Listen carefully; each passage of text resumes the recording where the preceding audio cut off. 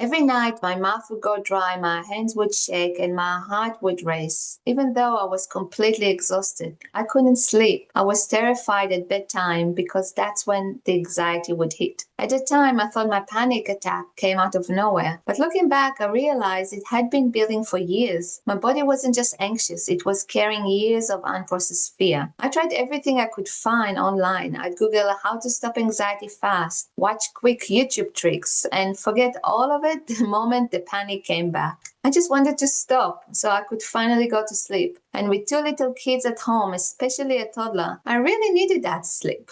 In this video, I'm going to share why anxiety often isn't random, what's really behind those symptoms, and what finally helped me and now helps my clients heal without medication and without feeling like you have to fight your own body. Hi, I'm Abby. I'm a trauma therapist, and I'm here to help you overcome fear, anxiety, and self-doubt so you can feel safe in your body again.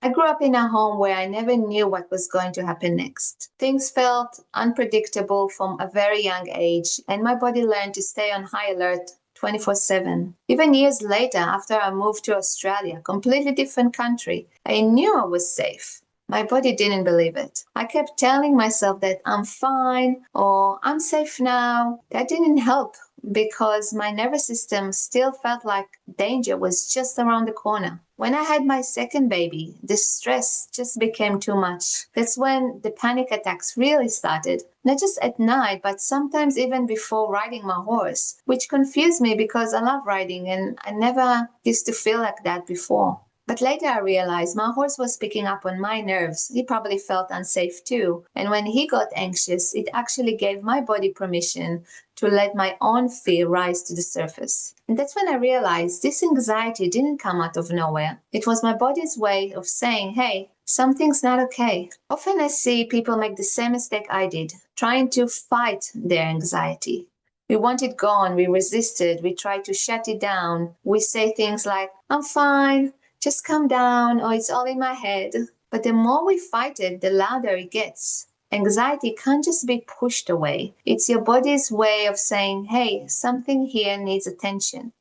Sometimes it's old emotions we never had space to feel. Sometimes it's beliefs that aren't even true, but our body's still carrying them like they are. Sometimes it's old memories, things we thought we forgot, things we brushed aside and moved on from, but our body didn't. Our nervous system holds onto those moments like a bookmark in a story that never got resolved. Imagine every time you felt something big like fear, sadness, shame, and didn't know how to deal with it, you stuffed it into a pot and slammed the lid shut. And over time, that pot gets full and eventually it starts to boil over. That overflow, that's the anxiety, that's the panic. And we think it came out of nowhere, but most of the time, it's just been quietly building up for years. For me, the turning point was when I stopped looking for quick fixes and started doing the deeper work. The therapy I now teach is the same work that helped me heal. It's not about controlling anxiety, it's about helping your body feel safe enough to finally let go of what it's been holding. Now, I know medication can feel like the quick fix, but for so many clients I work with, the side effects left them feeling numb, disconnected, or even worse. One client even told me that when she was on medication, she didn't feel anxious, but she didn't feel anything at all. Another said she felt like a zombie. And another one actually felt even more panicky after starting to take those meds. And here's why. Medication is like a band-aid. It might quiet the anxiety, but it doesn't get to the root cause of it. The anxiety will keep returning until you gently open what's underneath and start getting curious. One woman I work with used to have full-blown panic attacks on airplanes and in tight spaces. But what we uncovered together was that she had spent her entire life feeling deeply alone. We brought safety to the younger version of her, the little girl who never felt seen, who had no one to lean on. And for the first time in 40 years, her body started to feel calm. She recently told me she's actually looking at booking a flight now without panicking and without needing to take medication beforehand. This is what I help you do in our session, to gently start emptying that pot I mentioned earlier. letting those old emotions and wounds move through so your body doesn't have to keep carrying them. These days, and actually for quite some time now, I haven't had any panic attacks. It's been about 9 years. And no, it didn't happen overnight.